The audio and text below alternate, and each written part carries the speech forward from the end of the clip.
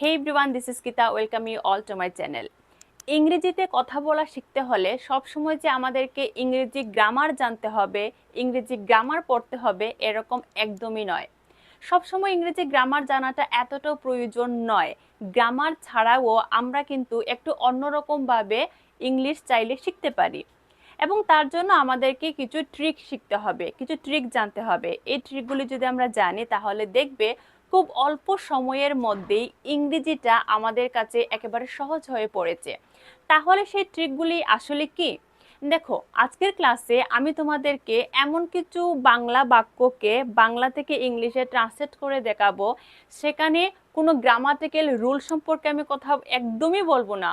শুধু আমি দু একটা ট্রিক তোমাদেরকে শিখিয়ে দেব এবং সেই ট্রিকগুলি যদি তোমরা মনে রাখতে পারো তাহলে দেখবে তোমরা আজকের এই ক্লাসটা দেখার পর থেকে এই ট্রিকগুলিকে কাজে লাগিয়ে তোমরা কিন্তু হাজারো সেন্টেন্স তৈরি করতে পারবে।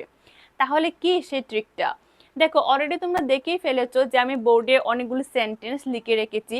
এবার এই সেন্টেন্সগুলিকে কিভাবে আমরা খুবই সহজে একেবারে গ্রামার ইউজ না করে আমরা কিভাবে ইংলিশে ট্রান্সলেট করব। সবচেয়ে প্রথম যে সেন্টেন্সটা দেখো, তোমার সামনে আমি দাঁড়িয়ে আছি, মানে আমি তোমার সামনে দাঁড়িয়ে আছি, তাই তো? এবার দেখো, তোমার সামনে মানে কি? তোমার সামনে এর ইংলিশটা হবে ইন ফ্রন্ট অফ ইউ। ওকে, তোমার সামনে মানে ইন ফ্রন্ট অফ ইউ। তোমরা শুধু এতটুকু মনে রাখো, তোমার সামনে ইন ফ্রন্ট অফ ইউ। ওকে, তারপরে আমি দাঁড়িয়ে আছি মানে কি? আমি দাঁড়িয়ে আছি ইংলিশটা হবে আই এম স্ট্যান্ডিং। তোমার সামনে আমি দাঁড়িয়ে আছি, in front of you I am standing. In front of you I am standing. এবার এখানে আরেকটা জিনিস দেখো, চাইলে তোমরা সেন্টেন্সের এই শেষের অংশটাকেও সামনে এনে বলতে পারো। এরকম বলতে পারো যে I am standing in front of you, I am standing in front of you. এরকমও চাইলে বলতে পারো, ঠিক আছে? তারপরে দেখো, তোমার কথা অনুসারে আমি কাজ শুরু করেছি। তোমার কথা অনুসারে কি হবে বলো তো? In according. অ্যাকর্ডিং কথার অর্থ হচ্ছে অনুসারে। ওকে, তাহলে তোমার কথা অনুসারে in according to your word. এখানে দেখো, ওয়ার্ড শব্দের অর্থ হচ্ছে কথা। এখানে ওয়ার্ড মানে শব্দ। আমরা বেসিক ইংলিশে এটাই শিখেছি যে ওয়ার্ড মানে শব্দ।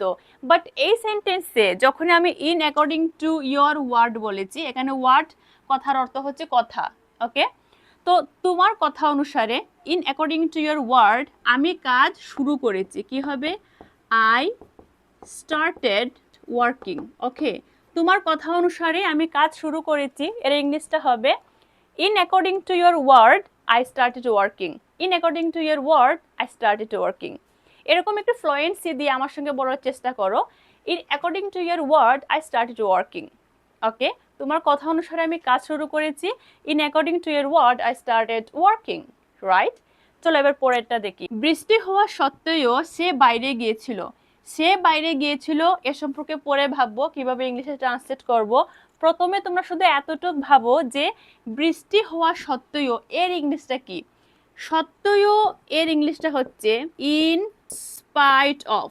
ইন স্পাইট অফ মানে সত্ত্বেও। বৃষ্টি হওয়া সত্ত্বেও তাহলে কি হবে? In spite of rain. বৃষ্টি হওয়া সত্ত্বেও in spite of rain. In spite of rain সে বাইরে গিয়েছিল, ইংলিশটা হবে হি ওয়েন্ট আউট। সে বাইরে গিয়েছিল, হি ওয়েন্ট আউট। এবার পুরো সেন্টেন্সটা দেখো, ইন স্পাইট অফ রেইন বৃষ্টি হওয়া সত্ত্বেও, ইন স্পাইট অফ রেইন সে বাইরে গিয়েছিল, হি went out. In spite of rain he went out. In spite of rain he went out. এভাবে আমার সঙ্গে সঙ্গে বলার চেষ্টা করো, তাহলে দেখবে বিষয়টা সহজ বলে মনে হচ্ছে। In spite of rain he went out. Okay, চলো পরেরটা দেখি। দেশের জন্য সে মারা গিয়েছিল। দেশের জন্য কি হবে? দেশের জন্য। এই যে জন্য, জন্য এর জন্য দেখো, জন্য এর ইংলিশ ফর, সেটা আমরা সবাই জানি। যারা বেসিক ইংলিশ জানো সবাই বলতে পারবে যে জন্য এর ইংলিশ হচ্ছে ফর। বাট যদি তুমি একটু অ্যাডভান্স ইংলিশ বলতে চাও বা খুব বেশি ভদ্র বা পোলাইটলি কারোর সঙ্গে ইংরেজিতে কথা বলতে চাও, তাহলে ডাইরেক্ট জন্য এর ইংলিশ ফর না বলে এরকমও বলতে পারো যে for the sake of. For the, for মানেও জন্য আর ফর দ্য সেক অফ মানেও জন্য। যখন আমরা বিশেষ কোনো দেশের জন্য, কোনো জায়গার জন্য নিজেকে শহীদ করে দেই, নিজেকে উজাড় করে সেখানে আমরা মৃত্যুবরণ করি, এই ধরনের সেন্সে আমরা কিন্তু জন্য এর English for the sake of বলবো। ওকে, তাহলে দেশের জন্য কি হবে? For the sake of the CUNTRY। Okay, তাহলে দেশের জন্য ইংলিশ কি হবে? For the sake of country. For the sake of country. সে মারা গিয়েছিল, এটা কি হবে? Simple past tense. সে মারা গিয়েছিল, হি ডাইড। সে মারা গিয়েছিল, হি ডাইড। ওকে, পুরো সেন্টেন্সটা দেখো। দেশের জন্য সে মারা গিয়েছিল, for the sake of country he died. For the sake of country he died. It's very sad. For the sake of country he died. ওকে, চলো পরেরটা দেখি। ইংরেজি শেখার জন্য আমি চেষ্টা করেছিলাম। আচ্ছা, এখানেও জন্য শব্দটা আছে। এখানে ইংরেজি হচ্ছে একটা ভাষা। যখন আমরা কোনো একটা ভাষা শেখার জন্য বা পার্টিকুলারলি কোনো একটা সাবজেক্ট, অঙ্ক, বিজ্ঞান, ভূগোল, ইতিহাস শিখতে চাই, তখন এই ধরনের শেখার ক্ষেত্রে আমরা কিন্তু সেখানে আমরা বলতে পারি in order to learn English. Okay, in order to learn English আমি চেষ্টা করেছিলাম, আই ট্রাইড। আমি চেষ্টা করেছিলাম, I tried. In order to learn English, ইংরেজি শেখার জন্য, in order to learn English আমি চেষ্টা করেছিলাম, আই ট্রাইড। তাহলে এতটুকু মনে রাখো, ইংরেজি শেখার জন্য কি হবে? ইংরেজি শেখার জন্য in order to learn English, in order to learn English, right? Okay, আশা করি বুঝেছো। এবার পরে সেন্টেন্সটা দেখো। ইংরেজি শেখার কারণে আমি তোমার ভিডিও দেখি। এখানে একটা শব্দ দেখো, কারণে লিখেছি। আচ্ছা, কারণের ইংলিশ কি? তোমাদের মধ্যে বেশিরভাগ স্টুডেন্টই বলবে কারণের ইংলিশ হবে বিকজ অফ। হ্যাঁ, এটা রাইট, কারণের ইংলিশ হচ্ছে বিকজ অফ। বাট যদি তুমি অ্যাডভান্স এবং ফ্লুয়েন্ট হতে চাও ইংরেজিতে, তাহলে তুমি সেখানে বিকজ অফ না বলে এইরকমও বলতে পারো যে ওনিং টু। ওনিং টু এর অর্থ হচ্ছে কারণে। কোনো কিছুর কারণে এর ইংলিশ আমরা বিকজ অফ না বলে এখন থেকে ওনিং টু বলবো, ওনিং টু। তাহলে ইংরেজি শেখার কারণে কি হবে? Owning two learn English. ওকে, owning two learn English, English শেখার কারণে ওনিং টু লার্ন ইংলিশ আমি তোমার ভিডিও দেখি। এটা তো খুবই সহজ, আমি তোমার ভিডিও দেখি ইংলিশটা হবে আই ওয়াচ ইয়োর ভিডিও। তাহলে পুরো সেন্টেন্সটা কি হয়েছে দেখো, ইংরেজি শেখার কারণে owning two learn English I watch your video. ইংরেজি শেখার কারণে আমি তোমার ভিডিও দেখি, কি হবে? Owning two learn English I watch your video. খুব সহজ না? চলো আরো কিছু সেন্টেন্স দেখি। এবার যে সেন্টেন্সটা বলবো সেটা খুবই ইম্পর্টেন্ট। দেখো আমি বোর্ডে কি লিখেছি। এই বিষয় সম্পর্কে আমি কিছু বলবো না, আমরা এই যে বিষয় সম্পর্কে এর ইংলিশ বলতে পারি যে with regard, with regard two.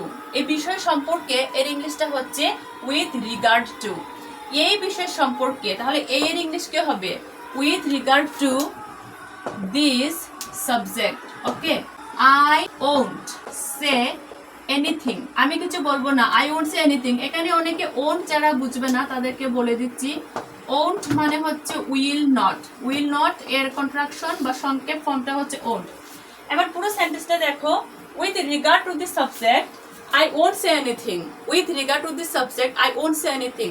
এই বিষয়টা সম্পর্কে আমি কিচ্ছু বলবো না। তাহলে এখানে তোমাদের মনে রাখার বিষয়টা হচ্ছে এই বিষয় সম্পর্কে এর ইংরেজিটা হচ্ছে with regard to this subject, with regard to this subject. Okay, পরের সেন্টেন্সটা তো যে কেউ বলতে পারবে যে আমি কিছু বলবো না, আই ওন্ট সে এনিথিং, এটা সবাই পারবে।